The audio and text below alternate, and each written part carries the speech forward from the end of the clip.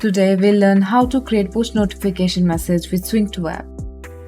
First, click on Send Push option to open push notification settings.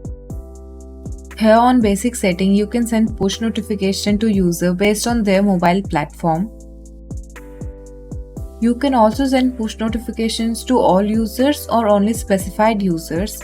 To send push notification to only specified users, click on name of the user and then click on the add button.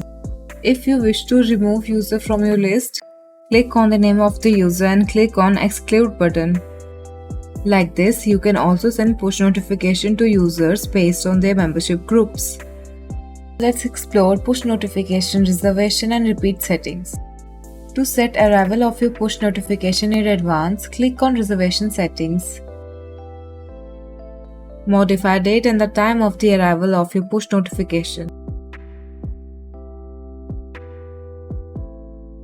In repeat setting, you can set pattern of your push notification.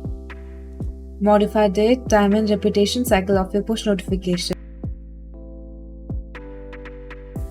Now let's move to advanced setting of push notification. Here you can set push notifications title, description as well as image.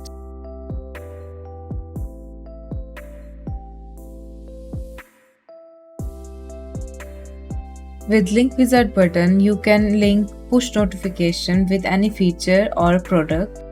Here we are linking product with our push notification. If you wish to show push notification in message before user gets redirected to the link page, click on show push message checkbox. Lastly, to send push notification, click on send push button.